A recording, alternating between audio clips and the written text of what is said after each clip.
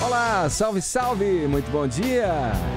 Estamos começando aqui pela PAN, mais uma edição do nosso a revista radiofônica que traz informação, prestação de serviço, entretenimento, tudo isso no papo de hoje. Sexta-feira, 23 de novembro de 2018, sejam bem-vindos. Olavo tem razão? Indicado pelo escritor Olavo de Carvalho, o professor Ricardo Vélez Rodrigues será o ministro da Educação de Jair Bolsonaro. Colombiano naturalizado brasileiro, ele é um crítico ferrenho do PT e tem afinidades com o Escola Sem Partido. Polêmica requentada.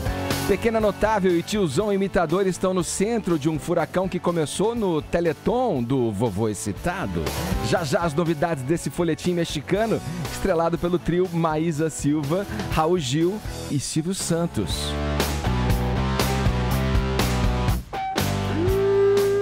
Ministério da Fazenda.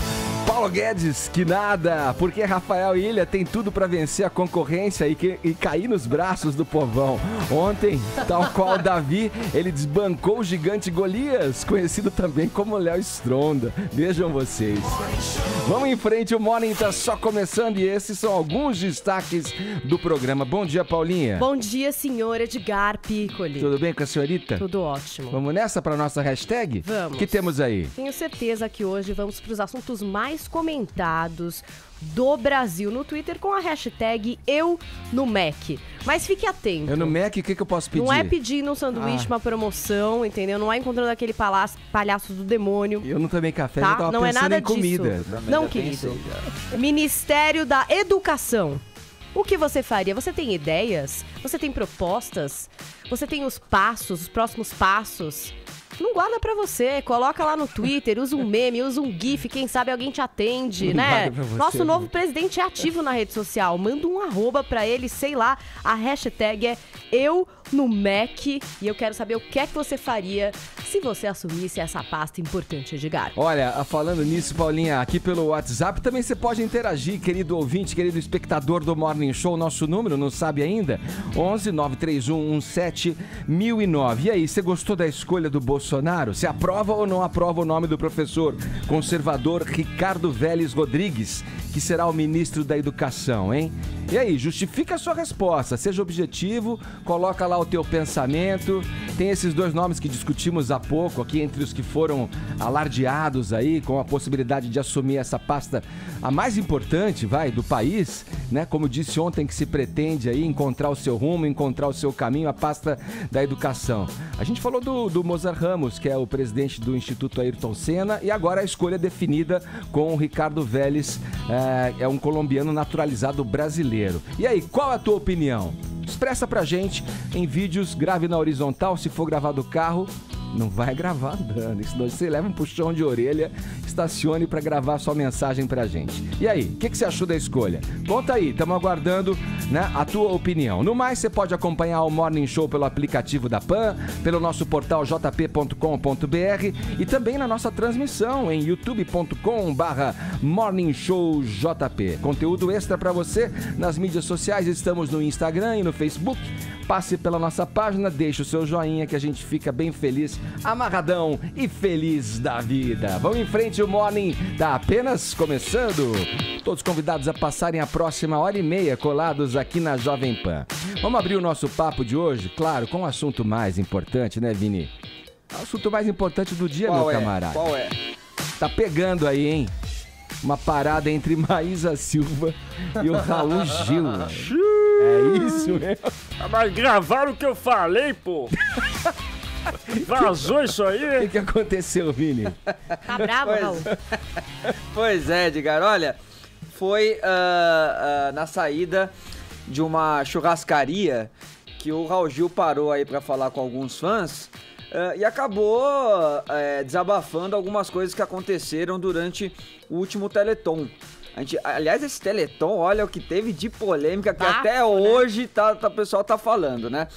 E o que acontece? Teve uma polêmica do Raul com a Maísa, que foi no momento que eles estavam juntos ali no palco, e o Raul acabou falando sobre o Bolsonaro, falando que as pessoas, agora que ele já era presidente, tinham que começar a orar pro Bolsonaro, para que ele fizesse um bom governo, porque isso ia ser bom pra todo mundo. E naquele momento a Maísa acabou interrompendo o Raul pra chamar o vencedor lá, pra anunciar a quantia do cheque lá que tava sendo colocada no Teleton. E aí as pessoas começaram já a repercutir, a comentar isso. Pô, a Maísa interrompeu justamente na hora que o Raul tava falando do Bolsonaro, enfim. Ontem, na saída dessa churrascaria, o Raul acabou comentando até outras coisas do Teleton, falando que é uma atração que é muito paradona, que é muito engessada, que chega lá, os caras falam que você tem que ficar lendo aquele TP o tempo todo e que ele não é disso, que ele é acostumado a fazer programas de horas e horas por vários anos sem ler nada. Aí ele falou alguns palavrões, é claro, né, que ela tava de uma maneira ali mais informal, dizendo assim, ó, tô tanto tempo de carreira, não leio porra nenhuma desses TP, aí tem que ficar lendo agora. E ele meio que fala assim, não, eu vou entrar e vou ser o Raul Gil, né? Então ele chegou, entrou, aí tava junto com o Carlos Alberto também lá, começou a falar do Bolsonaro quando pediram pra Maísa interromper ele. Sim. Interrompe esse cara aí, pô. Não deixa ele falar as coisas, não. E quanto é o cheque? De quanto é o cheque, né? E aí, Edgar, repercutiram ontem muitos portais de notícias que o Raul Gil teria chamado a Maísa de bostinha. Ai. Porque essa bostinha, porque... Isso nessa entrevista na saída do restaurante. Isso que você falou. nessa conversa, saída, né? Que se não fosse por mim, essa bostinha não teria sido nada na vida. Ai. Foi uma gravação sem ele saber que estava sendo gravado. É importante deixar É claro. isso aí, Fefita. Não era uma entrevista anunciada como Exatamente. entrevista, era uma conversa Conversa informal. Também ingênuo Acabou- do Raul Gil sair conversando nesses Achar que termos com ninguém gente tava que não gravando, conhece, Gente, né? ainda falar assim Porque da menina. tinha bastante gente lá. ali. Só que o que acontece, Deselegante. Edgar? Essa parte da bostinha foi desvirtuada. Não teve. Fake news. Fake news. E a gente vai ouvir Caraca. agora da própria Maísa, que já gravou um vídeo, né? E colocou essa sonora do Raul Gil. E aí a gente vai entender o que na verdade ele falou da Maísa nesse momento. Vamos ver. Manda o áudio pra gente, Bruno. Põe do início aí. Tá sem o áudio? Tá sem. Tá sem Segundo ainda. vídeo, Agora Vai, entrou. o áudio. Só que eu só acredito. Volta de novo, Brunão. põe Mais do uma início vez. ali. Vamos Deixa eu ver lá. essa Que princesa a gente não desde o conseguiu começo. ouvir o começo. Espera lá, vamos lá. Áudio. Só que eu só acredito vendo ou ouvindo, né? Eu sou muito desconfiada, até porque eu tanto de fake news que não fazem de mim. Então você começa a ficar ligeiro. Aí, eis que eu recebo áudio, porque, meus amores, eu tenho contatos nesse Brasil inteiro, então vocês não mexam comigo e com os meus aliados. Ok. É a criançada tudo ali, vovô Raul, eles não deixaram nem eu falar com os meninos da CD. E o que aconteceu? Me expulsaram. Levantou a placa de despede o Raul Gil. Aí eu cheguei, porra, tô indo embora, já nem sei. No palco só. Só que o tiro saiu pela culatra. Por quê? Eu recebi 5 mil Instagram, comentários. 5 mil. 5 mil. Desses 5 mil, 20 falaram mal de mim. Os outros 4 de 980 bem. Raul Gil, parabéns. Por isso que você é o Raul Gil. Estamos com você. Você é Bolsonaro. Essa bostinha que tá aí, que coitadinha, que não tinha nada a ver com isso. Ela só seguiu a ordem. Alguém falou, não ele. Vocês entenderam, gente? Se vocês conseguem interpretar bem esse diálogo, vocês conseguem perceber que ele só tava reproduzindo o que estavam falando de mim nas redes sociais dele. Ele tava contando pros caras os comentários que estavam fazendo sobre mim e eles usaram isso como clickbait. Ai. Agora, o negócio é que assim, antes de ter escutado esse áudio, o próprio Raul Gil em pessoa me ligou, né, gente? E ele falou, desmentiu, pediu desculpa. Olha só, em qual momento ele tinha que pedir desculpa pra mim? Nenhum, né? E sem esses jornalistas aí, oportunistas, enfim, de má fé. Mas aí que tá a nossa confiança nas pessoas que a gente conhece há anos. Primeira pessoa que me abriu as portas na vida foi o Raul Gil.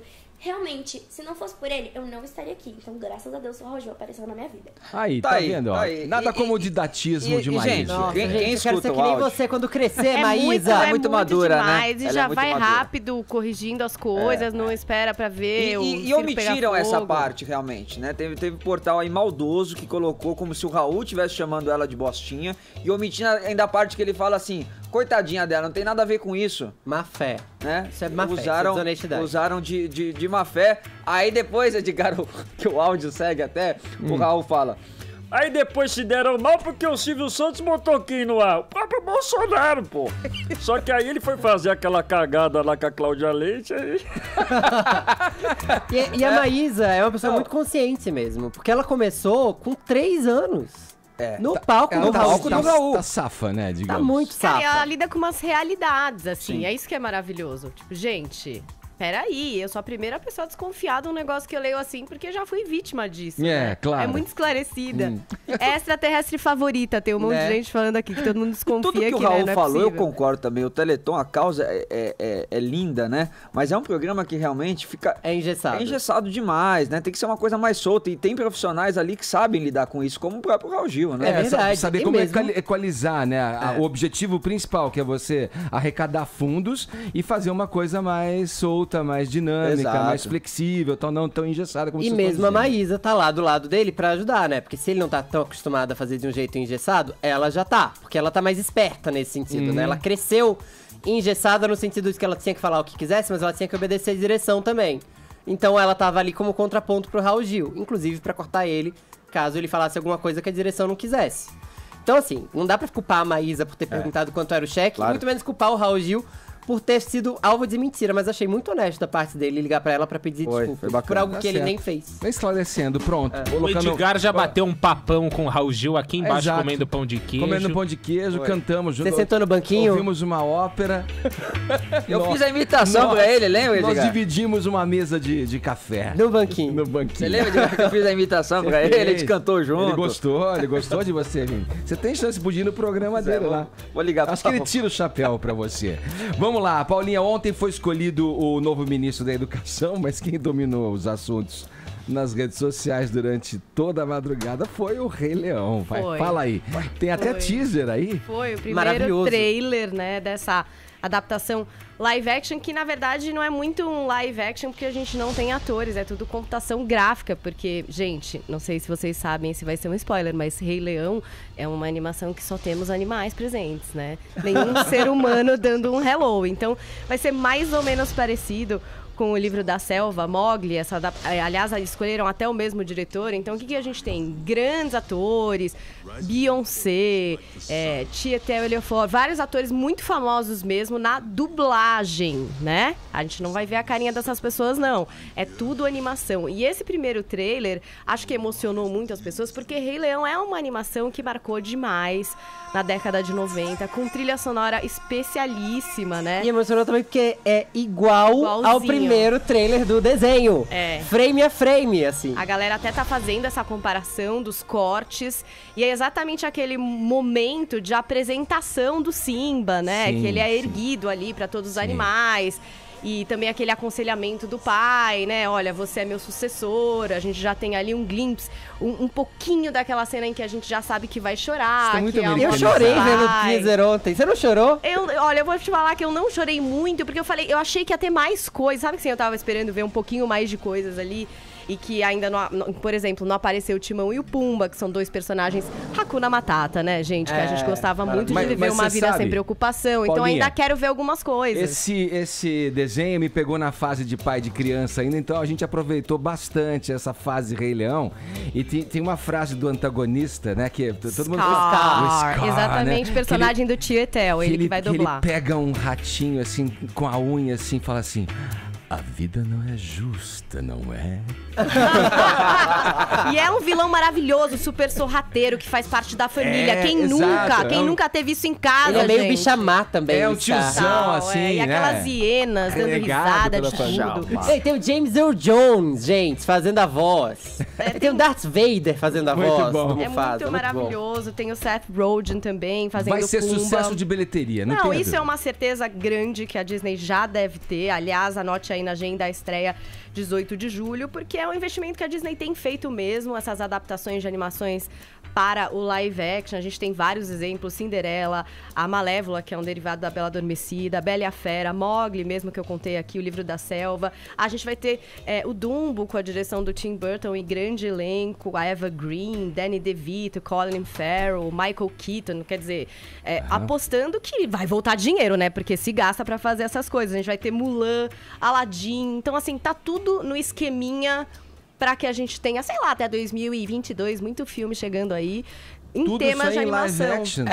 Tudo o trazido. Mowgli já teve, né? A gente já teve o Mowgli, né? Exatamente. Ah, Edgar, desculpa, agora eu quero que você faça esse programa só com a voz do Scar. Não, o Edgar faz várias vozes, inclusive do Mowgli, ele imita a cobra, né? Que é uma imitação. Um momento especial. Ela está hipnotizando agora. o Mowgli nesse momento. Pois Tá é. E agora, então, vamos aguardar aí. No meu blog eu coloquei as próximas estreias, então, pra você que curte. E realmente o Simba ficou muito fofo. Arrasaram aí nos efeitos visuais, né? Porque o Simba é fofo, né? Não adianta ser só um leãozinho. Tem que ter uma fofura embutida. Acho que eles conseguiram atingir isso daí. Gente. Você não quer pegar aí no colo? Vamos em frente? Girando assunto, agora sim é hora de tratar de política aqui no Morning Show. O presidente eleito Jair Bolsonaro anunciou nessa quinta-feira que o colombiano naturalizado brasileiro Ricardo Vélez Rodrigues será seu ministro da Educação.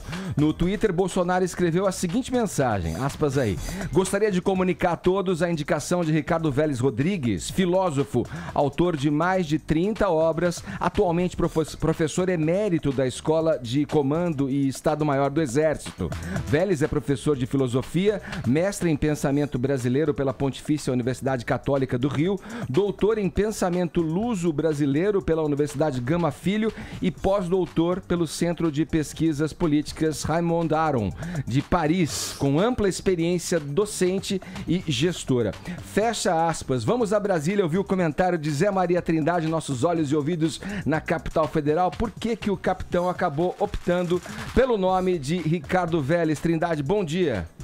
É isso, muito bom dia, Edgar. Bom dia a todos. Olha, Edgar, não foi uma escolha fácil, porque houve vários grupos de pressão de um lado, de outro, e a bancada evangélica queria emplacar o Ricardo Shelby, que é um procurador que tem uma tese lá de respeito máximo em sala de aula, quase uma escola militar em sala de aula. Ele defendia, o Ricardo Shelby, né, a escola sem partido, ou seja, pregar na porta de cada sala de aula os deveres, obrigações e até o que era proibido ao professor, um tipo de limitação ali. E ali Bolsonaro recebeu o Ricardo Shelby por indicação dos evangélicos, né? Viu ali o Educação para Todos, que é uma iniciativa privada sobre um conceito novo de educação, tecnologia na sala de aula, e que fez uma radiografia do ensino brasileiro, aquele ensino que, segundo Educação para Todos, não interpreta textos, né? Os alunos saem sem saber o que leram. Leem, mas não sabem o que leu exatamente. E aí, finalmente, bateu o martelo. O Vélez Rodrigues vai, portanto, chefiar o projeto educacional no Brasil. É um ministério tão importante que eu acho que teria o nome de Ministério do Futuro. E as dificuldades são grandes, porque a educação cuida de assuntos muito subjetivos e muito mais de futuro do que exatamente de presente. A sombra da indicação desse ministério é Olavo de Carvalho. Ele participou da equipe de formação do governo, né, das ideias centrais do presidente eleito já na campanha eleitoral, mas não foi para o Ministério da Educação, até porque ele não quis. Um dos principais pontos, não é o único aí, desse debate sobre o Ministério da Educação, é o Enem. O Enem se agigantou, se transformou no grande teste do mundo, né? Só perde para o da China. Aliás, todo mundo perde tudo para a China, né? Tudo lá é muito grandioso e numeroso. E o Enem tem aquela história do TRI, que é a teoria da resposta ao item, né? É um assunto complicado, onde as respostas mais fáceis valem mais do que as respostas difíceis. A teoria de que se você responde as difíceis, obviamente teria que também responder as médias e fáceis. Se você responde só a difícil e não responde a fácil, ou você colou, né, ou participou de alguma coisa ilegal, ou chutou. Então é uma teoria complicada. Mas, além disso, está ali escondida, e segundo esse novo ministro, né, a ideia de É difícil, Zé. Nem Ideologização. Ideologização, né, do ensino brasileiro e do Enem. Agora você imagina, o presidente eleito chegou a dizer que desta vez, ou seja, o próximo Enem, não vai ter esse tipo de papo, não, porque ele vai ter acesso às provas do Enem e aí ele pode cortar uma ou outra questão, para você ter uma ideia da complicação aí do Ministério. Ô Zé, eu queria que você avançasse um pouco com essa questão da tendência aí do viés ideológico que acabou tomando essa escolha. Vamos lá, Olavo de Carvalho colocou, você falou do nome do Shelby aí, né, que surgiu entre as possibilidades, mas a gente falou também muito com relação ao Mozar Ramos, né, o presidente do Instituto Ayrton Senna. Tecnicamente, tanto o Mozar quanto o Ricardo Vélez me parecem nomes incontestes aí. Os dois têm experiência, vivência na área, conhecimento, credenciais para estar à frente de um ministério importante como o da educação. A questão que definiu essa escolha acabou tendendo para esse viés, digamos, ideológico, porque se por um lado o Mozar Ramos tinha lá visões, pelo seu histórico, contraditórias com relação aos pontos que foram destaque na campanha do Jair Bolsonaro, até com relação à escola sem partido, para citar um deles apenas, o Ricardo Vélez, em contrapartida, está bem mais alinhado com o que pensa a bancada que forma a base do Jair Bolsonaro. E aí eu te passo com a seguinte indagação aí. A escolha pelo Mozar seria um aceno ao eleitorado ou à parte da população que não escolheu o Bolsonaro como presidente, mas teria uma visão mais simpática a um ministério com o Mozar à frente. Enquanto que, por outro lado, a escolha pelo Vélez atende aí às premissas da bancada que defende o presidente, correto? É isso mesmo. O Mozar seria... Não seria uma bancada do PT, mas o empresariado, né? Sim. Essa história aí do Todos pela Educação é uma versão de a iniciativa privada tentando interferir na gestão pública de uma maneira muito positiva, dizendo, olha, nós temos um levantamento aqui e o erro está aqui, o acerto está aqui e é por aqui que deve ser. Quer dizer, iniciativa privada de uma maneira inédita e preocupada com o futuro, né, mais do que com os seus lucros, indicando para o governo o que fazer. Mas aí iria desagradar muito essa equipe aí evangélica, que é grande número, viu, entre os integrantes ali do grupo do Bolsonaro e também os militares. Os militares também que não querem uma escola tão aberta assim. E agora a saída foi boa, porque também não é demonizado pelo grupo evangélico e também não faz acenos ali ao PT. É um caminho ali meio técnico também, uma pessoa preparada. Edgar, ele vai bem porque terá que conviver também com o pessoal da cultura, né? O Ministério da Cultura será extinto e deve ser incorporado ao Ministério da Educação, né? Vai bem, e também com a área intelectual, mas que não engajada politicamente. Sim. Ô Vini, fala pra gente, a gente sabe que a indicação vem de Olavo de Carvalho, como falamos aqui já, mas o que exatamente, qual foi o papel dele nessa escolha e nessa decisão do Bolsonaro pelo Vélez? Nessa e em outras decisões que o Bolsonaro tem tomado, né? O Olavo de Carvalho tem sido realmente uma espécie de guru do Bolsonaro, né? Não só após o Bolsonaro ter sido aí eleito, mas também muito antes da eleição, né? Com todo esse pensamento conservador, também todo ali o viés ideológico, a escola sem partido, ou seja, eles compartilham de muitas ideias, tanto o Bolsonaro como os apoiadores do Bolsonaro também.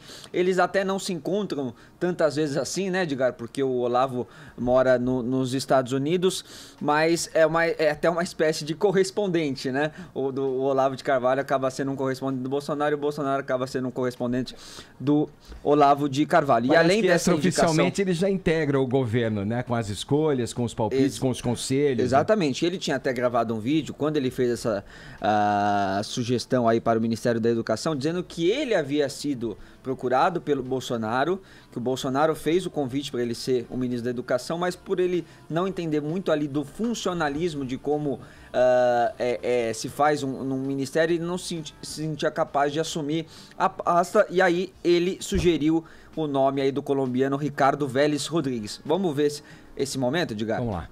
Eu penso gente muito mais qualificado. Eu sugeri para o Ministério da Educação o Ricardo Vélez Rodrigues, que conhece o funcionamento do Ministério e é, vamos dizer, no mundo, o maior conhecedor de pensamento político brasileiro que existe, embora ele tenha nascido na Colômbia, tá certo? Eu acho que é uma pessoa altamente capaz, sugeri, estou muito satisfeito com a minha sugestão.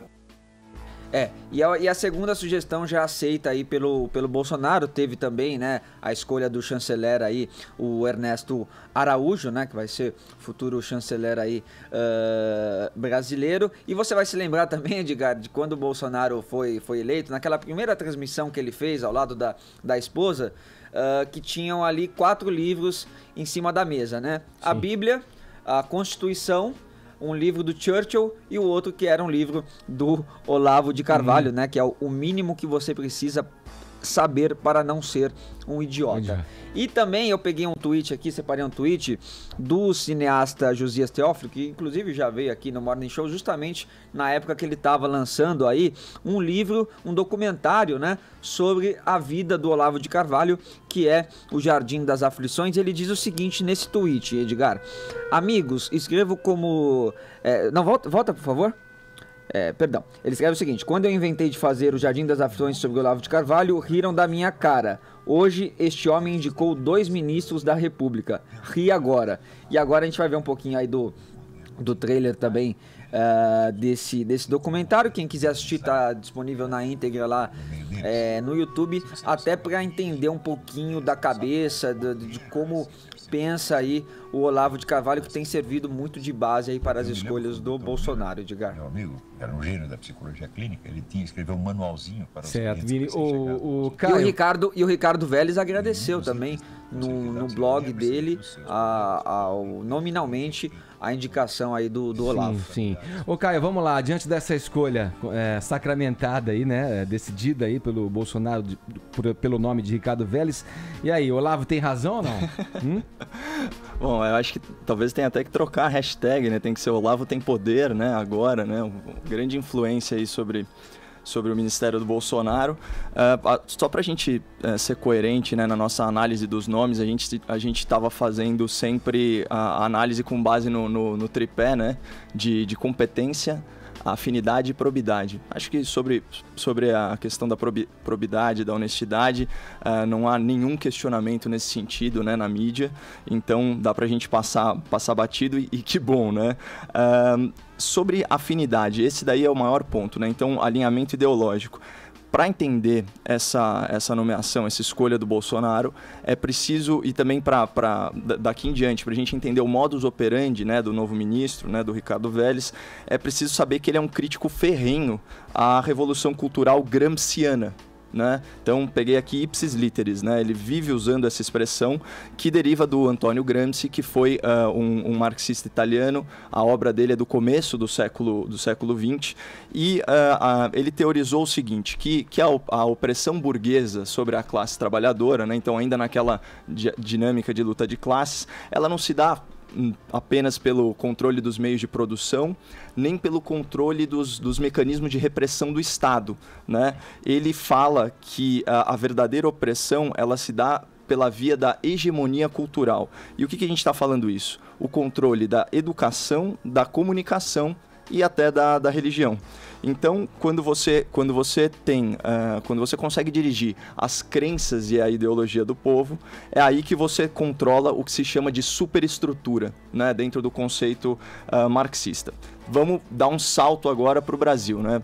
A gente tem aqui na América Latina o modelo de guerrilha marxista cubana, que é bem sucedido na ilha, né? Bem sucedido no sentido de tomada do poder, obviamente, né? Não de regime democrático. A gente tem esse modelo e esse modelo, vários países na América Latina tentam fazer aí um copy-paste dele e trazer eles aqui para o Brasil. Não rola, né? A luta armada ela fracassa, então a partir desse momento o foco da esquerda passa a ser a ocupação de espaços, né? Então na cultura e na educação. Isso é o que se chama também na teoria do próprio Gramsci de formar intelectuais orgânicos, né? Então, gente da própria classe trabalhadora, oriundos da classe trabalhadora, que começam a fazer essa elite cultural e educacional. Então, a tese é super simples. Quem controla a superestrutura, de um jeito ou de outro, chega ao poder, né? E, querendo ou não, quem controla a superestrutura, de novo, a mídia, as escolas e universidades e até mesmo a narrativa histórica, né?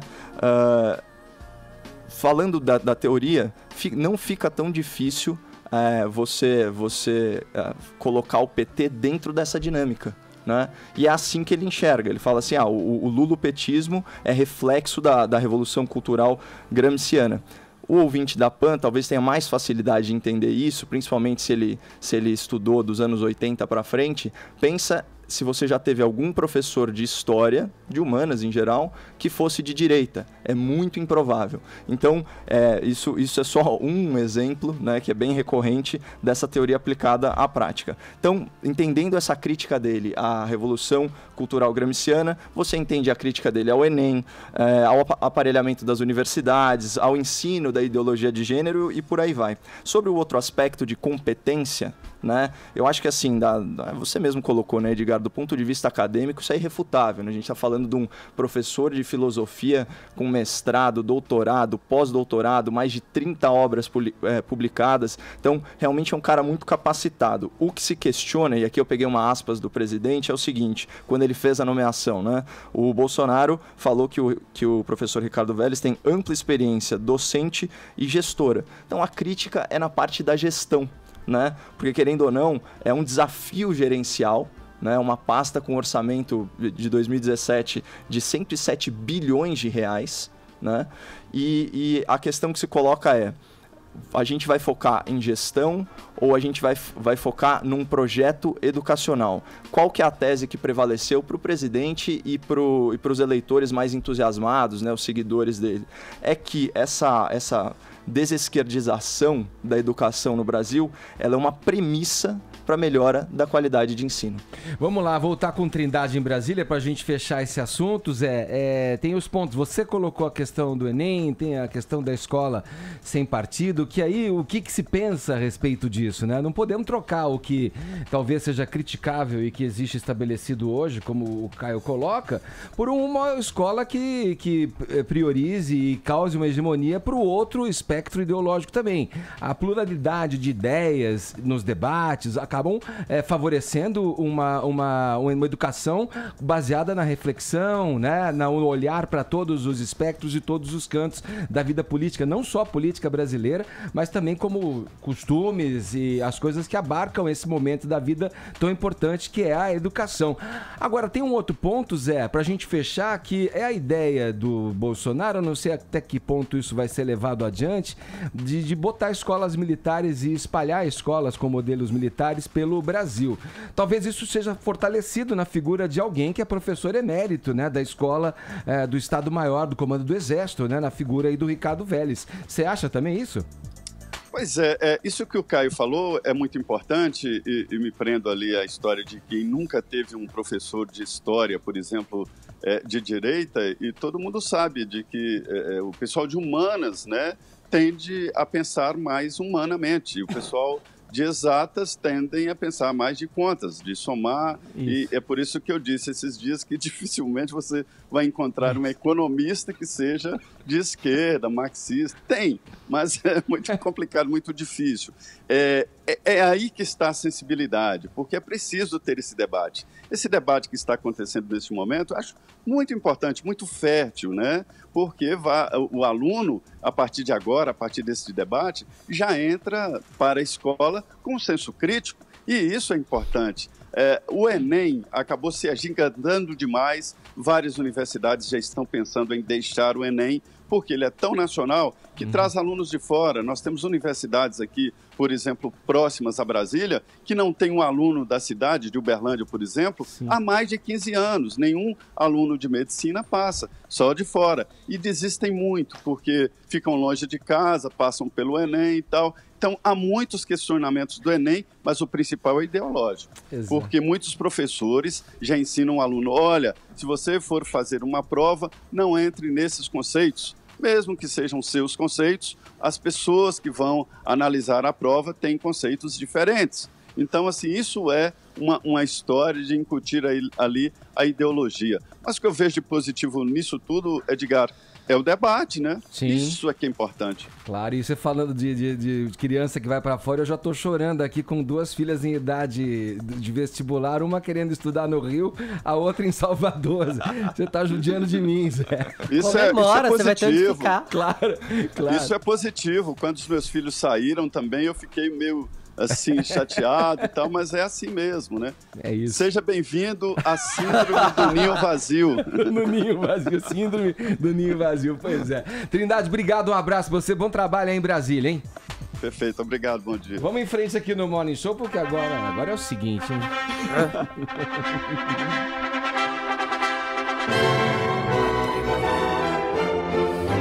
Ainda falando aí sobre, digamos, outro soldado do exército bolsonarista, o futuro ministro da Casa Civil, Onyx Lorenzoni, casou-se ontem. É claro que o Fefito não ia perder essa festa, esse convescote, esse regabofe. Imagina, tá aí, se tem um lugar que eu queria estar ontem, era nesse casamento, gente. Mas resolvi apurar tudo que aconteceu nele. É o 5º casamento de Onyx Lorenzoni? Pois é, gente. Quem acredita no amor. Ele gosta, Cada cara. país tem a Elizabeth Taylor que merece. Fato é que ele casou ontem, ele tem 64 anos, ele casou ontem com a Denise Weberlin. É um sobrenome um pouco dificinho, assim, de falar, de 38 anos, e ela trabalha no gabinete do senador Davi Alcolumbre. A cerimônia foi realizada no Clube do Congresso, que é um clube que eles costumam frequentar normalmente, porque esse casal ele é visto Pô, tem correndo... um clube, o Congresso? Pois é, também não sabia Aqui eu achei que disso. já era um clube. Já. Pois é. Esse casal é visto constantemente correndo, eles fazem corridas de média e longa duração em Brasília. Eles são entusiastas da corrida e praticam no clube também. O clube foi fechado até mesmo aos sócios ontem à noite, a partir das 6 horas. O casamento estava marcado para as 7h30, a noiva só entrou por volta das 9h, atrasada como manda o costume. O Jair Bolsonaro chegou cercado de segurança, acompanhado de 3 viaturas, mas chegou só 15 minutos antes da noiva entrar. Tô achando que rolou um zap dele pra noiva, dizendo, espero eu chegar, tô chegando, Noivos, você entra depois. ambos, Pois é. Né? noivos. Quem vai chegar mais atrasado ou antes. E aí... E o pároco, o reverendo, foi o Olavo de Carvalho dessa cerimônia também ou não? Não me surpreenderia se tivesse reverendo. sido. E uma live daquele próprio escritório. Mas a cerimônia, gente, foi de dar inveja à cerimônia de muitos famosos, na verdade. Porque os convidados não podiam usar celulares. Pra Ao não invés de ter um registrar gentil... nada? Pois é. Ao invés de ter um gentil pedido pra que as pessoas não fotografassem, teve confisco de celular mesmo. Tipo, deixa aqui, fecha aqui. Deixa aqui, vai pôr na sacolinha fechado, não vai ter foto. Os fotógrafos foram orientados a não vazar as imagens oficiais pra imprensa. Eram cerca de 80 convidados somente, não foi nada nababesco. Para os padrões de celebridades foi íntimo, digamos assim. Mas os 80 convidados não contavam com celebridades em si. Contavam sim com o filho do Bolsonaro, o Eduardo Bolsonaro, que não saiu e nem chegou com o pai. Nem mesmo o Rodrigo Maia, que tá aí tentando se manter na presidência da Câmara e tentando aliança com o Bolsonaro, foi convidado. Mas assim, o Gustavo Bebiano, da Secretaria-Geral, e o Luiz Henrique Mandetta, que vai ser ministro da Saúde, foram convidados, assim. Tá. Os íntimos, né? Só os íntimos, só a patota. Os jornalistas não tiveram nenhum tipo de informação sobre o que aconteceu lá dentro, mas o Onyx conversou com eles antes e disse que não tava com frio na barriga não, que a lua de mel já aconteceu, inclusive antes do casamento, no interior do Rio Grande do Sul, porque segunda-feira ele vai estar no expediente. Ele tá treinado de casamento. Ah, né? Imagina, Já já sabe a melhor forma de fazer, entendeu? Isso aí. Parcela antes, vai fora de época, entendeu? É assim que se faz. Que nem viagem, que você parcela em 20 vezes. Pega a melhor época. Vai viajar daqui 3 anos. Você entendeu? Teve uma banda, a noiva entrou ao som de Pela Luz dos Olhos Meus, cantado pela banda de Alisson Takaki, que é alguém que cobra entre 3 e 11 mil reais pra eventos, dependendo da quantidade de músicas e do tempo que ele fique lá. A trilha sonora ainda incluiu Cássia Eller, quem diria? Quem diria que no governo Bolsonaro tocaria Cássia Eller na festa de um dos aliados dele? Também incluiu Lady Gaga. Uau! Pois é. E também incluiu o Mágico de Oz e a Bela e a Fera. Alguém é fã de musicais e música pop, não é? O Bolsonaro não demorou muito na festa. Teve uísque, teve canapé, mas o Bolsonaro ficou menos de 2 horas. Eu tô me sentindo nesse casamento, olha Também. só. Olha aí. Põe uma música que eu quero dançar. Uma valsinha Uma agora, música vai. do Manuel Carlos.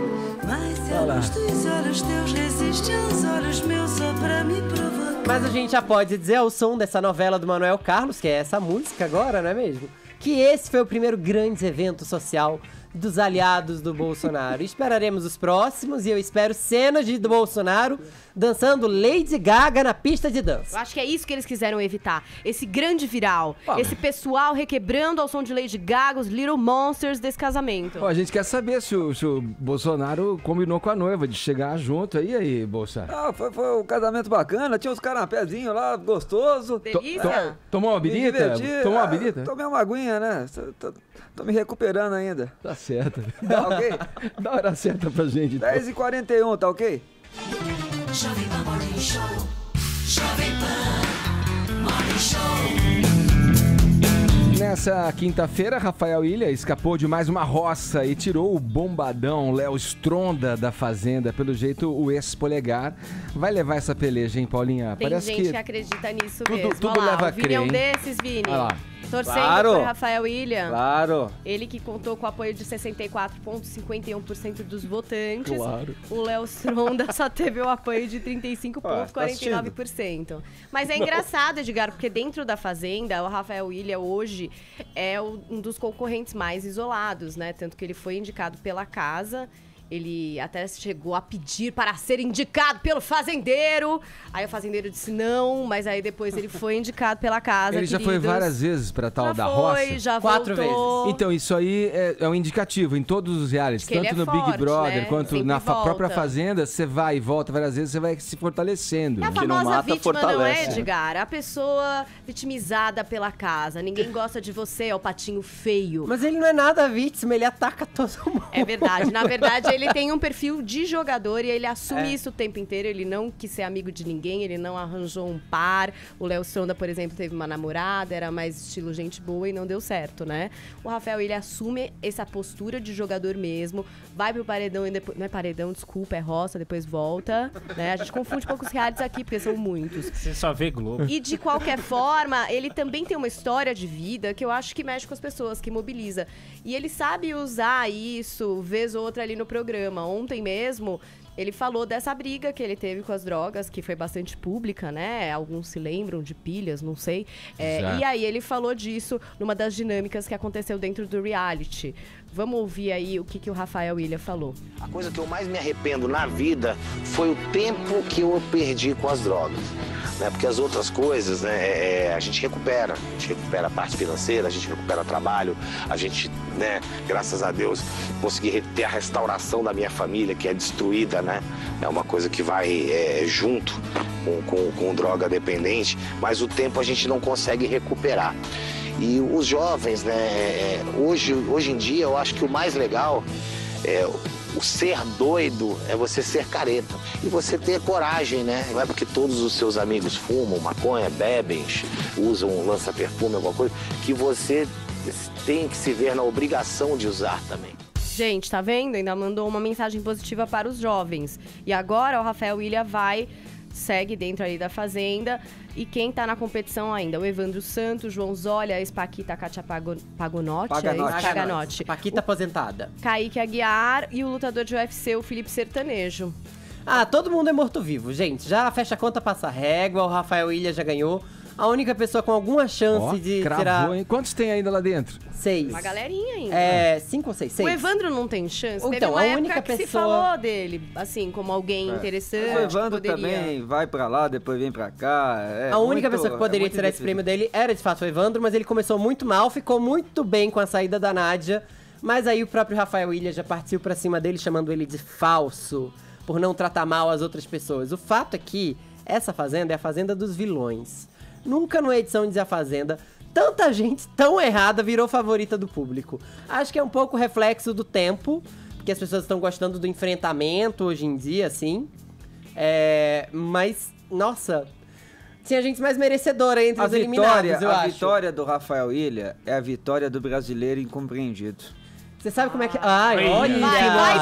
Vai, Bial, arrasa agora, Bial. A vitória, eu tentei entender o fenômeno Rafael Ilha, porque de fato, quando eu vi que ele ia ganhar, eu falei, meu Deus, Rafael Ilha, Vou por estudar quê? sobre isso Né? agora. Mas ele tem um cabo eleitoral forte, O que Vini. acontece? Mas aí ele chegou ali dentro da fazenda, ele se deparou com aquelas mulheres fortes, poderosas, donas de si, né? Como a Ana Paula Renault, a Gabi Prado. Essa tá ainda, essa menina? Não, foram eliminadas todas. Todas achando que iam ser vencedoras do reality. E ele não se intimidou com relação àquela situação. Ele falou, se vocês podem ser fortes, eu posso ser mais ainda. E não se deixou abalar também pelo retrospecto negativo e impopular que ele tinha acumulado durante os anos de vida dele. E nos reality shows anteriores que ele participou, né? Então o Rafael Ilha é a prova viva da superação e do brasileiro. Mas a Sônia Abrão acha a mesma coisa? A Sônia Abrão publicou ontem que estava chorando quando ele ganhou a Roça. Então é isso, cara. Ô, Vini, Era você isso que eu ia também... falar. Ela que tem sabe é ele, Sônia. ele tem um cabo eleitoral muito forte. Você que é a Sônia também Abrão. acha que o troféu da Fazenda vai ter a digital do ex-polegar? Vai ter. Não, mas você sabe o que a gente acha? Que todos os eliminados vão ficar pé da vida quando ele ganhar. Sou pé da Vocês estão vida. todos cheios de trocadilho. Agora eu queria fazer um comentário da participação da Paulinha. Ai, gente. Porque o que se espera de uma pessoa que volta das férias é que ela esteja um pouco mais enferrujada. A Paulinha mostra o contrário, velho. Ela voltou melhor aí, quer dizer... A Paulinha é igual o vinho, né? Quanto mais o tempo passa, é melhor. Ai, meu, você veio. Você é só carinho, amor. E outra, e ela nem assiste o reality. Ela falou... É mais maravilhoso E ela ainda. falou com uma propriedade. Parecia, né? Que Fez as lições de casa. É, isso aí. Ela é competente. Aqui é estudo, queridos. Pode girar o assunto, da Pedro? girar, velho. Vamos lá. Então, o Ministério Público do Trabalho em Santa Catarina quer que o dono da Havan seja multado em até 100 milhões de reais por coagir funcionários a votar em Jair Bolsonaro na eleição presidencial. Segundo a ação civil pública, os trabalhadores da loja de departamento foram individualmente lesados em sua esfera íntima por ato culposo de seu empregador. Luciano Hang nega que tenha forçado empregados a votar em Bolsonaro. A gente chegou a falar desse assunto aqui na época das eleições, quando circulou pelas redes sociais esse vídeo aqui em que o empresário se manifesta a respeito. Solta pra gente, Bruno, por favor. Dia 7 de outubro é o dia mais importante da nossa história. E aí a gente fez umas pesquisas que a gente vai divulgar para vocês. E nota ainda que temos 30% de colaboradores que votaram branco e nulo. Não sabemos ainda quem não vai votar. Olha a responsabilidade que nós temos com esse país. Olha o esforço que eu estou fazendo por este país, gerando cada vez mais empresa, mais empregos, e nós deixarmos a oportunidade passar. Depois, não adianta mais reclamar. Se você não for votar, se você anular seu voto, se você votar em branco, e depois do dia 7, o nosso país, lamentavelmente, ganha a esquerda, e nós vamos virar uma Venezuela, vou dizer para vocês, até eu vou jogar a toalha. Até eu, que sou um cara mais entusiasmado, um cara que mais cheio de objetivos, vou dizer para vocês, a Havan vai repensar o nosso planejamento. Talvez a Havan não vai abrir mais lojas, e aí se eu não abrir mais lojas, ou se nós voltarmos para trás, você está preparado para sair da Havan? Você está preparado para ganhar a conta da Havan? Você que sonha em ser líder, gerente e crescer com a Havan, você já imaginou que tudo isso pode acabar no dia 7 de outubro? E que a Havan pode um dia... Bom, tá aí, Caio, o que você acha dessa... vai repensar. O que você pensa dessa história? Tá claro, né? O vídeo ali, ele faz um discurso tentando persuadir os funcionários. Coação é uma palavra aí que está empregada na própria acusação do Ministério Público. O que você pensa a respeito? O Ministério foi para cima dele. Gostei dessa contraposição que você fez entre persuasão e coação. Mas vamos, só para dar um pano de fundo pro ouvinte, falar um pouquinho da Justiça do Trabalho, né? É uma justiça que custa aos cofres públicos 17 bilhões de reais por ano. Desses, 16 bilhões são empregados na área de recursos humanos, né? 10% das unidades judiciárias do país são da Justiça do Trabalho, mas olha só, ela consome 20% do orçamento. Agora, esse nem é o número mais interessante. Vamos falar dos valores pagos aos reclamantes, certo? São os mesmos 17 bilhões. Então a gente tem um caso aqui em que a estrutura burocrática custa a mesma coisa que o benefício social.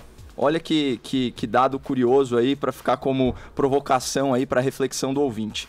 E será que o Estado ele sabe mesmo qual que é o real interesse do trabalhador? Alguém em sã consciência, Edgar, pode pensar que você infligir um prejuízo de 100 milhões de reais numa empresa vai ser benéfico para o corpo de funcionários? E aí, voltando um pouco ao nosso papo sobre gramscismo, né, no começo do programa e de intelectuais orgânicos e por aí vai, a Justiça do Trabalho é um exemplo disso. Ela é aparelhada, ela é cheia do que a gente chama de social justice warriors, né, esses guerreiros da justiça social, que é uma elite privilegiada brincando de fazer redistribuição de renda com o dinheiro dos outros. Mas você está falando é que tem que haver a multa, ou não tem que ter a multa, ou tem que ter a multa, mas não tão alta? Não, na verdade é o seguinte, aqui foi uma ação de iniciativa do próprio Ministério Público. Ela não foi movida por iniciativa dos funcionários. Então, mais uma vez, uma elite que trata o funcionário com uma tremenda condescendência e paternalismo, achando que sabe representar os interesses dele. Mas antes de falar do mérito, é importante pontuar que depois da eleição, aqui pelo que eu estou vendo, a Havan anunciou um investimento de 500 milhões de reais, abertura de 20 lojas e geração de 5 mil empregos, né? Então vamos pro mérito, né? Que eu acho que é o ponto que você falou. O que ele fez aí no vídeo foi simplesmente uma declaração de causa e efeito baseado na realidade dos fatos e na interpretação dele, obviamente, né? Que é o seguinte, quando a esquerda estava no poder, a gente teve uma retração do PIB de 4%. Quando a esquerda estava no poder, a inflação bateu 10%. O desemprego chegou a 14 milhões de pessoas. Tudo indica que se a esquerda entrasse de novo no poder fazendo as mesmas políticas, isso poderia acontecer de novo. Então o cara tava falando, eu vou jogar a toalha. Ele tem todo o direito de fazer isso. Eu fico me perguntando... Não, eu acho que ele tem, mas quando ele fala assim, você que vai votar nulo, pense bem. Eu acho que não tem problema nenhum ele falar o que ele vai querer fazer ou não com o dinheiro dele, se ele fecha ou não a loja dele e tal. Eu acho que ele teve a intenção de influenciar, sim. Não sei se ele conseguiu. Não só influenciar, mas persuadir, né? Eu acho que o Ministério Público tem que estar de olho nisso. Se o funcionário pode se sentir coagido com isso que foi dito ou não... Você acha que ele vai ir ao Ministério Público, ele vai fazer essa denúncia, o próprio funcionário? E o patrão tem o direito de persuadir o funcionário? Com certeza, porque olha os dois pesos e duas medidas. Pense em todos os sindicatos. Todos são de esquerda, fazem campanha, fazem militância, vão pra rua, e aí quando o cara da empresa, né, a empresa ela faz parte vamos dizer assim, da estrutura sindical. Você tem os sindicatos dos empregados, mas o sindicato não emprega as pessoas, a empresa emprega alguém, é alguém que tá pagando aquela pessoa. Eu vejo relação entre esse ato dele na Havan, à frente, gravando um vídeo. Não foi uma ameaça de demissão, isso eu acho, por exemplo, não foi uma ameaça de demissão, você que não votar. Foi uma declaração de causa e efeito. Olha, se essa turma ganhar, provavelmente vai acontecer isso aqui. Colocar aqui, qual a diferença disso que ele fez frente aos funcionários da sua empresa com o coronel, né? Tão criticado coronel do voto de cabresto que ameaça o trabalhador que trabalha na sua terra. Olha, se não votar em mim, você tá fora, meu camarada. Ou então, se você não pega essa dentadura aqui e vota em mim, ou pega essa caixa d'água aqui e vota em mim. Qual é a diferença disso? Eu acho que tem algumas. Primeiro porque o trabalhador... Você tá persuadindo, você tá coagindo uma pessoa em função de um medo, de uma fragilidade na questão hierárquica aí da sociedade a votar em você. E num cenário de crise, qualquer um que tema pelo emprego, né? Não, mas assim, vamos lá. Primeiro, de novo, novo. Rapidamente, que a gente tem 30 segundos pra 30 segundos. Bom, o trabalhador, ele é protegido pelo segredo do voto, né? Em primeiro lugar. Então, não há como se fazer uma apuração onde que ele vai votar. Ali era um discurso de persuasão. Sim. E a gente tem que acabar com essa relação de que é patrão versus empregado. Muitas vezes existe convergência de interesses, existe uma cultura corporativa, existe, inclusive, admiração. Eu admiro a Jovem Pan, alguém aqui não admira? Se ele tivesse eu não certeza sou disso, talvez oprimido ele não pelo... fizesse o texto O Tutinha no meu primo, entendeu? Não é isso? Se ele não tivesse essa certeza, talvez ele não fizesse esse texto. Quer dizer, se ele propagasse isso que você está falando, talvez ele não precisasse gravar um vídeo defendendo essa posição e indicando aos funcionários que fizessem o mesmo, né? Não sei. É uma questão aí. Vamos lá, 11 horas, 1 minuto, horário de Brasília. Você tá no Morning Show, a gente volta rapidinho. Sai daí, não.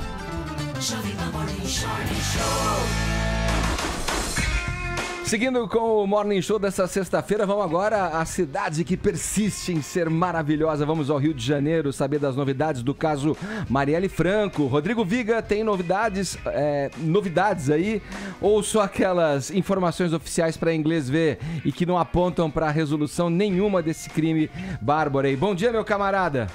Fala, Ed Baioneta. Como é que você tá, rapaz? Tudo bem? Baioneta? Cada hora prazer. é uma coisa maravilhosa Muito que prazer. acompanha o nome do Edgar.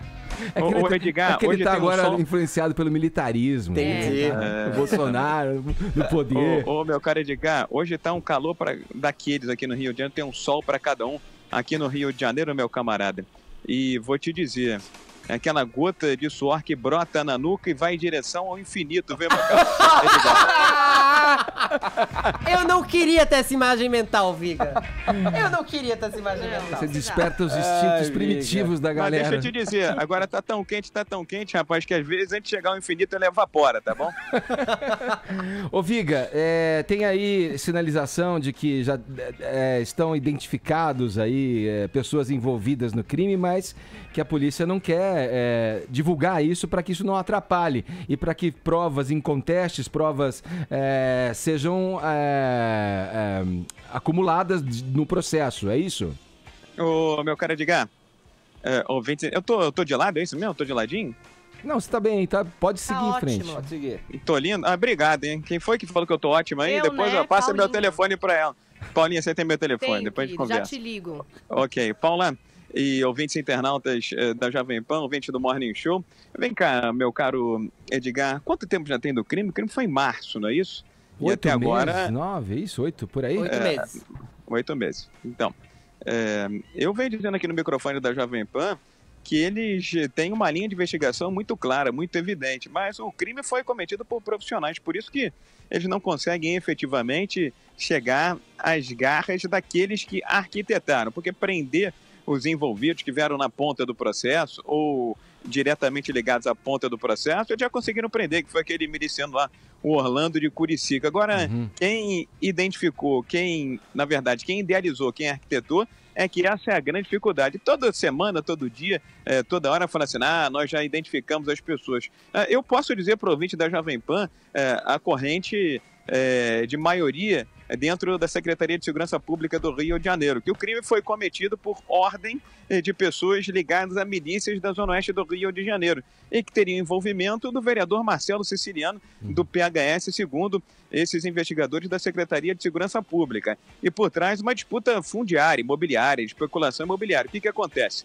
Ali na Zona Oeste do Rio de Janeiro, que é a área eleitoral de atuação do Marcelo Siciliano, áreas disponíveis, entre aspas, para uma futura especulação imobiliária. Só que nessas áreas, elas não são tão disponíveis assim, porque há famílias de baixa renda morando em comunidades e até mesmo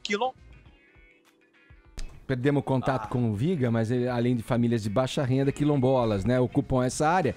Era uma área mesmo de disputa ali. Marielle era muito atuante junto a essa região do Rio de Janeiro, da qual faz parte o eleitorado desse vereador pelo PHS, que o Viga falou, que também é envolvido e suspeito nesse crime. A gente está tentando contato novamente com o Rodrigo Viga no Rio de Janeiro para seguir adiante. Tá aí, Viga? Tá me ouvindo? Tô aqui, porque tem um mala de uma operadora de telefonia me oferecendo serviço uma hora dessa, entendeu? Eu tenho que apertar o dedinho. Ainda assim, os caras atrapalham. Mas vamos lá, você estava falando da área que Exatamente. Então, o que acontece? Naquela área da Zona Oeste, que é um reduto eleitoral do Marcelo Ceciliano e do grupo dele, diga-se de passagem, uma área dominada por milícias, há minorias morando em comunidades, favelas, ainda uma coisa muito precária. E há também quilombolas. E a Marielle Franco, que não é daquela área, ela é da Zona Norte do Rio de Janeiro, era da Zona Norte do Rio de Janeiro, lá era o reduto eleitoral, estava defendendo essas pessoas que moram em favelas, em comunidades não organizadas e também em quilombos na região. E aí houve o conflito de interesse, meu caro Edgar, entre o dinheiro e o interesse social. E de tanto ela atrapalhar os planos desse grupo paramilitar que teria financiado a campanha do Marcelo Ceciliano, segundo os investigadores da Secretaria de Segurança Pública, decidiram pela pior alternativa, pela pior das soluções, dar cabo da vereadora eleita pelo PSOL aqui no Rio de Janeiro, Edgar. Valeu, Viga. Obrigado pelas informações. Bom trabalho pra você aí no Rio. Aquele abraço, meu camarada. Estamos combinando o figurino hoje, hein? Não, mas você tá sempre bonito. Mas aqui a paisagem tá bem bacana lá atrás, não sei se dá pra ver, ó. É o Pão de Açúcar, lá no finzinho aqui na enseada de Botafogo. Quanto a gotinha, ela ainda tá escorrendo, meu caro Edgar. Grande abraço. Valeu, Viga. Qualquer hora eu caio aí pra gente tomar um chopinho. Força guerreiro. Força guerreiro. Vamos lá, como a gente falou no começo do programa, o presidente eleito escolheu o ministro da Educação do futuro governo. É o professor Ricardo Vélez Rodrigues. A gente perguntou aqui aos espectadores do Morning se eles gostaram da escolha. Pedimos para eles refletirem, né, justificarem, né, a resposta aqui pra gente pelo WhatsApp. Vamos conferir as mensagens que chegaram pra gente. Morning Show, aqui é Valentim Crescense de Rio do Sul, Santa Catarina. Assim, a escolha, eu acho que não importa, claro que importa quem é o ministro, mas importa sim que realmente seja feita uma educação de qualidade, desde a atenção básica quanto o ensino médio. Tipo, eu participei de escola particular quando fiz minha faculdade, mas assim, eu acho que tem que ter qualidade na educação. O aluno tem que ir para a escola, tem que ir para aprender matemática, português, química, física, história, geografia. A questão, claro, cada professor, principalmente das humanas, vai acabar dando sua parte ideológica do negócio. Mas o que o aluno tem que ir lá e aprender mesmo, sair da escola sabendo, pelo menos fazer 1 mais 1 e interpretar um texto. Valeu, pessoal. Bom dia, pessoal do Morning, é José de Guarulhos. Essa escolha foi boa, porque a gente está precisando de gente de capacidade lá, né? Ministério da Educação é um ministério muito importante, né? E precisa de gente capacitada lá. Não tem problema que o cara seja naturalizado. O importante é o cara ser técnico, é o cara manjado que ele vai fazer lá, entendeu? Agora, quem se deu mal nessa história toda foi o Alexandre Frota, né? Porque eu vi o boato que o Alexandre Frota queria ser o ministro da Educação. Você já imaginou o Alexandre Frota, ministro da Educação? Ia ser uma pândega, entendeu? Graças a Deus o pessoal teve cabeça e não foi por essa de fama, entendeu? Graças a Deus. Vamos ver o que vai dar esse governo aí, entendeu? Vamos ver o que vai dar o Bolsonaro comandando o Brasil. Um abraço pra vocês aí. Valeu, ouvinte participando aqui, dando opinião, colocando aqui, se expressando, né, através do WhatsApp do Morning. Paulinha, como é que tá a nossa hashtag Eu no Mac? Entre os assuntos mais comentados do Brasil. Que maravilha. Atrás da outra. Os twitteiros têm muita opinião pra dar, muita ideia pra dar. Olha o Lipe. Acabaria com a progressão continuada em todos os estados, investiria no ensino integral com reforço maior para as ciências exatas e tecnológicas, maior gap dos estudantes brasileiros de hoje. Bom. Olha aí, será que ele poderia ser um candidato? Não sei, pra vaga? Agora não tem mais vaga ali. Fica pra próxima, né, querido? Vamos aqui. Eduardo Moraes, hashtag Eu no MEC dava prioridade ao ensino básico, fundação, médio, ao invés do ensino superior. Esse gera votos na próxima eleição. O outro Fórum Cidadão Crítico, essa prioridade que aconteceu com países destruídos pela guerra, como Japão e Coreia do Sul, e que agora são potências mundiais. E temos também Luiz Machado Reis, hashtag Eu no MEC, ia fazer a doutrina Hakuna Matata. Pra ver se a treta diminuía um pouco, né? Eu achei maravilhoso e eu acho que devia abrir o dia tocando Hakuna Matata, né? É lindo viver. Porque isso é viver, é aprender, né? Entendeu? É isso aí. E ela emplaca uma hashtag atrás da outra, né? O menino... Eu vou sair com o da pena. Acho que você tá o outro menino emplacava uma por semana e só quando via famoso. Olha, Eu vou. Hoje a gente vai almoçar, Datena. a gente... Vai ser especial. Caio, vamos finalizar um papo aqui que acho que ficou suspenso no ar. A gente falou há pouco aqui do Ministério Público querer processar o dono das lojas Havan em até 100 milhões de reais. O Luciano Hang tá com uma batata quente financeira, como vimos na mão aí. Se perder esse caso, vai ter que desembolsar essa grana. E você colocou na tua análise, no teu comentário, a questão sindical, né? A CUT tá encrencada. Você teria isso a ver com o corte da imposição da grana do sindicato diretamente na fonte? Tem relação com isso? Tem, né? Que coisa, né? A vida tá difícil para quem trabalha, né? No caso do Luciano Hang, e para quem não trabalha também, no caso da CUT. Olha só o que aconteceu. A CUT é a central única dos trabalhadores, né? Ela vive da contribuição de demais sindicatos. O Brasil é o país dos sindicatos, são 17 mil. Mais de 17 mil, e a reforma trabalhista, talvez aí a maior conquista dos trabalhadores brasileiros nos últimos anos, foi o fim do imposto sindical. Tinha gente que usava o pleonasmo de imposto obrigatório, como se fosse possível não pagá-lo, né? Que retirava aí da renda do trabalhador um dia do seu trabalho por ano. Só para você ter uma ideia do impacto financeiro disso, Edgar, a CUT sai de um faturamento, em 2017, janeiro a agosto, tá, de 54 milhões para 2,5 milhões de reais esse ano. Então, uma queda de arrecadação de 95%. E, por ironia do destino, eles tiveram que fazer um programa de demissão voluntária ou de desligamento incentivado, né? Nova expressão dos recursos humanos, e já diminuíram os quadros em 45%. Então, o que eles estão tendo que fazer? Eles vão ter que vender a sua sede no Brás, avaliada em nada menos do que 40 milhões de reais, né, pessoal? A CUT, para quem não sabe, é presidida ainda pelo Wagner Freitas, que falou, abre aspas, nós vamos nos livrar do Moro, né? Então, perdeu 2 vezes, não conseguiu se livrar do juiz e ainda está assistindo ele ganhar amplos poderes para combater o crime organizado. Então, esse é o quadro geral. Só a título de curiosidade, uma carta sindical, a gente já falou aqui do Ministério do Trabalho, né, que eu defendia que perdesse esse status de ministério, porque essa burocracia sindical ela foi muito esvaziada. Mas no auge, uma carta sindical, ou seja, uma autorização para você fazer sindicato, ela chegou a custar 2, 3, 4 milhões de reais. Então era um grande negócio aqui no Brasil você ter sindicato, agora bem menos. E houve um desvirtuamento da causa em si, né? A contribuição agora, me parece, vai ser voluntária. Os sindicatos vão se organizar a partir de doações voluntárias, é isso? Como deveria ser, né? O sindicato é uma organização privada e tem que se manter pelas doações e contribuições dos seus filiados. Como é um clube, ou deveria ser um clube de futebol, como é o caso das igrejas também, e todas as associações civis. E como deveria ser, inclusive, o caso dos partidos políticos. Mas é muito importante ressaltar que existem manobras feitas aí pela bancada trabalhista, no caso do Ministério do Trabalho, aquilo era um feudo do PTB, do nosso Roberto Jefferson, né? Ex-mensaleiro, ex-presidiário, cantor de ópera. O que acontece? Ali nessa grande burocracia estatal, isso era repartido entre os partidos e, óbvio, ninguém quer perder essa boca. Então, às vezes, via convenção coletiva de trabalho, que são reuniões esvaziadas de representatividade, eles acabam fechando algumas contribuições para manter alguns sindicatos. Mas a tendência é que, com a modernização das leis do trabalho, isso acabe. Agora, 11 horas 20 minutos, horário de Brasília. Jovem Pan Morning Show. Morning Show.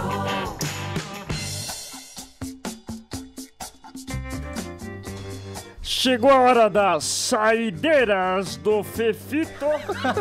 Que vinheta! É isso aí, Fefito. Vamos terminar o programa falando de televisão. Primeiro assunto, porque o Cidade Alerta virou a pedra no sapato da TV Globo, digamos assim, nas últimas semanas. Olha só, é verdade. Se você já foi no jp.com.br/Fefito, meu modesto e limpinho blog, você já deve saber disso. Mas eu conto aqui no Morning Show também.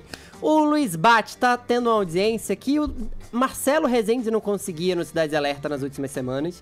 O Cidade Alerta tá batendo picos de 16 pontos, médias de 14, 15, já chegou a bater picos de 18 pontos. Ele bate a Globo? Agora bateu a Globo. Ontem venceu. Olha só que... Luiz bate todo mundo, hein? Como que eu demorei 2 segundos pra entender essa piada péssima, Marcon? Ele bate a Globo, sim. Ele ontem venceu Malhação pelo 2º dia consecutivo e, segundo dados prévios, chegou a vencer também a novela das 6. Puta, mas Malhação também, né, velho? Fala sério. Fala sim. Calma. Fala não é assim, tem muita gente saudosa. Sexta-feira sincera, Alunos múltipla escolha. Essa temporada tá ruim, mas a última foi um sucesso. A última foi um sucesso, mas assim, o fato... Prefiro a armação ilimitada. Mas o fato é que mesmo a novela das 6 virar vice-líder... Nossa, saudade de Jubilula. Mesmo a novela das 6 virar vice-líder não é algo comum. O Cidade Alerta é um programa que costumava marcar 8, 9 pontos. Agora tá dando quase o dobro disso de média. E ontem, segundo os dados prévios, os consolidados devem sair já, o Cidade Alerta conseguiu vencer a novela das 6 e a Malhação. Ou seja, Silvio Santos tem razão em querer contratar o Luiz Bate e a Globo tem razão em colocar as barbas de molho, porque a novela das 6 não emplacou, ela é chata pra caramba, tem que haver intervenção. Pô, mas o Silvião, ele não quer brigar e se indispor com o bispo, né? Porque ele falaram aí de um pacotão, era Mion, Bate. Eu vi. E ele falou, não, eu vou mexer com isso, sei lá, é um vespeiro aí, né? Não dá pra ele mexer com esse vespeiro, porque tem uma cláusula no contrato deles que diz que sempre que eles receberem proposta, a Record tem prioridade na renovação, nem que seja pra deixar eles na geladeira. Nossa, olha, é uma meio que roubada esse pois contrato, hein, pro artista, roubada. vai, pois pro elenco Também ali. acho, mas já que a gente falou do Silvio Santos... Vamos lá. Ontem, no programa Silvio Santos... O que ele falou da Cláudia Leite? Ainda tá rendendo esse assunto? Pois é, esse Teleton nunca vai acabar. Vocês lembram que o Silvio Santos disse que não ia abraçar a Cláudia Leite porque ela deixava ele animado, excitado, e ela ficou perguntando se era no sentido de alegria e ele disse que não, era basicamente no sentido sexual mesmo, e ficou falando da roupa que ela usava. Silvio Santos foi muito acusado de machismo, a gente debateu isso aqui no Pânico, aqui no Morning Show. De assédio também. De assédio, inclusive. A Cláudia Leite disse que o marido ia ficar chateado, ameaçou sair do palco, publicou um post no Instagram dizendo que ficou ofendida. A pipa do vovô, de fato, subiu, gente. Pelo menos é o que diz o Gabriel Perlini, meu amigo, no site Notícias da TV. Em uma gravação ontem, o Silvio Santos se manifestou dizendo que estava excitado mesmo. Ele falou, mas eu não estava brincando. Não. Eu estava excitado mesmo. Vocês vêm com essas roupas e dá nisso. Então sobe, vai. O SBT foi procurado pelo site Notícias da TV, que disse que não teve acesso à gravação e não podia confirmar ou negar isso. Muito provavelmente, se isso foi gravado de fato, não deve ir ao ar para não alimentar mais polêmica. Mas o fato é que Silvio, independente da sua opinião, se foi machismo, assédio ou qualquer outra coisa, ela ficou magoada, pede desculpas, tem supera hora que a gente questão. tem que conter os instintos primitivos, né? Só supera a questão, assim. Isso é uma gota no oceano, numa carreira gigantesca do Silvio Santos, todo mundo ama ele, maior comunicador do país, mas assim... Pede desculpas, ela se incomodou, a história vai acabar tão rápido. É isso aí. Bom, reta final do Morning Show, tem um recado aqui pra você, querido ouvinte, querido espectador. Na hora de pintar, ninguém gosta de complicação. É aí que entra Souvenir Clássica, fácil de aplicar e retocar. Difícil não amar. Com Souvenir Clássica, você aplica e retoca sem dificuldade em até 24 horas após a última demão nas áreas internas e externas da casa. E a Souvenir não para por aí, tá de cara nova, com novas embalagens e novos produtos para descomplicar sua vida e também a do pintor. Vá até uma loja e conheça tudo que a Souvenir pensou para você. E não se esqueça, qualquer dúvida, fale com o seu pintor. Vai pintar? Vai de Souvenir. E aí, temos ganhador do Twitter, Paulinho? Claro, Vamos quando a gente é o ele? assunto mais comentado do Brasil, querido, não em primeiro, mas enfim, entre os mais, tem vencedor aqui no Twitter. Iori Feitosa, já falei com você aqui, me responda para ganhar o seu kit do Morning Show. Da Pena apresenta o ganhador. Que baita profissional, De é novo? Paula Gente, Carvalho. da Pena! Que baita profissional. O Tá meio Silvio vencedor... Santos pra cima dela, hein? Cuidado! Vamos chamar o comandante Abilton. O vencedor do Whats é o José Raimundo, velho. Quem? José Raimundo. Raimundo? Eu não sabia que existia o nome. É Raimundo. José Raimundo, esse mesmo. Certo. Bom, é isso, gente. Vamos finalizando o Morning Show. Semana que vem a gente volta na programação da PAN. Muito obrigado pelo prestígio e pela audiência. Bom final de semana. Tchau. Você ouviu Jovem Pan Morning Show.